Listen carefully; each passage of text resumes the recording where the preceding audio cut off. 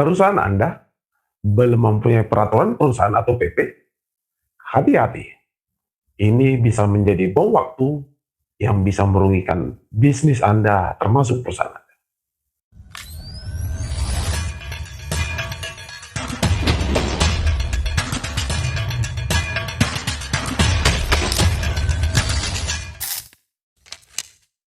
Bayangkan ada karyawan yang tiba-tiba tidak masuk kerja selama seminggu.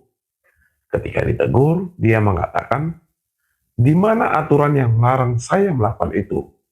Atau ada karyawan yang sering terlambat, dan saat perusahaan memberikan sanksi, karyawan tersebut justru membalas, "Aturannya mana?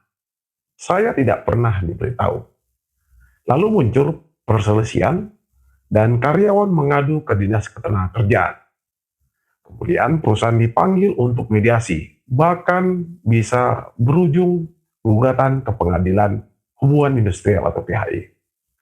Masalahnya, bukan karena perusahaan tidak punya hak untuk mengatur karyawannya.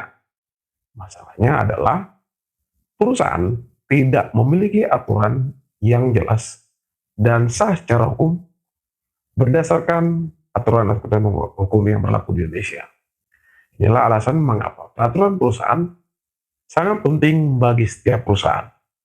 Permasalahannya, banyak perusahaan, terutama usaha kecil dan menengah, yang berpikir yang penting bisnis jalan dulu. Nanti saja urusan administrasi dan aturan. Dan akibatnya, tidak ada aturan jam kerja yang jelas. Tidak ada aturan disiplin kerja, tidak ada aturan cuti, dan tidak ada aturan lembur. Tidak ada aturan sanksi, dan tidak ada aturan penggunaan fasilitas perusahaan. Selama kondisi baik-baik saja, mungkin tidak terasa masalahnya. Tapi begitu terjadi konflik antara perusahaan dan pekerja, perusahaan seringkali kesulitan untuk mempertahankan keputusannya. Karena dalam hubungan kerja, bukan hanya perusahaan yang memiliki hak, pekerja juga memiliki hak yang dilindungi oleh hukum berdasarkan aturan atau ketentuan hukum yang berlaku, khususnya di bidang ketenagakerjaan. Oleh karena itu, perusahaan memerlukan aturan tertulis yang jelas agar semua pihak memahami hak dan kewajibannya masing-masing. Apa dasar hukumnya? Dasar hukum peraturan perusahaan terdapat dalam Undang-Undang Nomor 13 Tahun 2003 tentang Ketenagakerjaan, sebagaimana telah diubah melalui perubahannya melalui Undang-Undang Nomor 6 Tahun 2023 tentang perubahan atau penetapan Undang-Undang Cipta Kerja. Jadi dalam ketentuan sebagaimana yang saya sampaikan tadi, diatur bahwa pengusaha yang mempekerjakan paling sedikit 10 orang pekerja dan belum mempunyai perjanjian kerja bersama atau PKB, wajib untuk membuat peraturan perusahaan. Artinya, bagi perusahaan yang telah memenuhi syarat tersebut, peraturan perusahaan bukan sekedar pilihan, tapi sebagai sebuah kewajiban hukum bagi perusahaan. Dan peraturan perusahaan juga harus disahkan oleh instansi yang membidangi ketenagakerjaan atau Disnaker. Jadi bukan sekedar dokumen yang dibuat lalu disimpan di laci kantor perusahaan.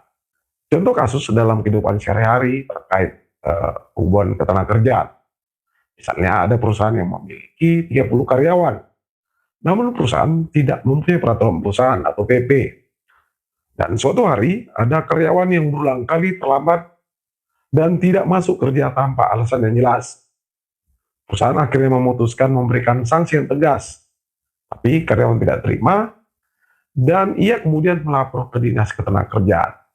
Dan ketika dilakukan pemeriksaan, muncul pertanyaan sederhana. Apa dasar pemberian sanksi dari perusahaan kepada pihak pekerja atau karyawan? Dan perusahaan menjawab, karena menurut kami selaku pihak perusahaan perilakunya tidak disiplin. Tapi dalam hukum ketenagakerjaan tidak cukup hanya mengatakan menurut kami. Harus ada aturan yang jelas dan telah diberitahukan kepada si pekerja atau karyawan. Dan akhirnya perusahaan berada pada kondisi yang lemah karena tidak mempunyai aturan tertulis yang dapat dijadikan dasar untuk memberikan sanksi tersebut. Padahal masalah tersebut sebenarnya bisa dicegah sejak awal dengan adanya peraturan perusahaan yang baik diberlakukan oleh perusahaan. Lalu, apakah ada sanksi jika tidak memiliki peraturan perusahaan? Jawabannya ada.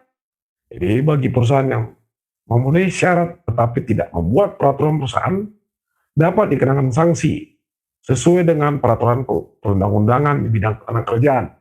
Setidak-tidaknya ada sanksi administratif yang seringkali merugikan adalah risiko dalam prakteknya, yaitu perusahaan akan sulit menegakkan disiplin kerja, sulit memberikan sanksi, sulit memberikan pembinaan kepada pekerja atau karyawan, dan rentan menghadapi sengketa hubungan industrial, dan posisi perusahaan menjadi lemah ketika terjadi perselisihan.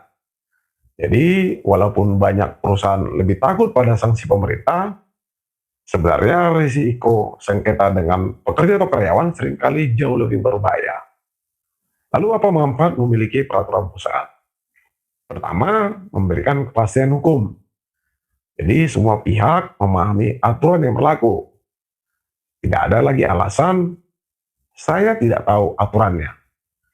Lalu yang kedua, melindungi perusahaan.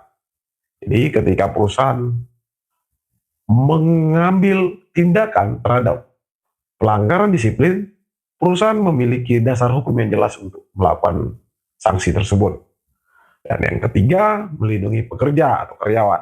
Artinya pekerja atau karyawan juga mengetahui hak-haknya, mulai dari jam kerja, cuti, upah, hingga mekanisme penyelesaian perselisihan.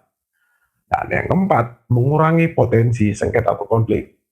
Karena banyak sengketa atau konflik muncul karena aturan yang tidak jelas.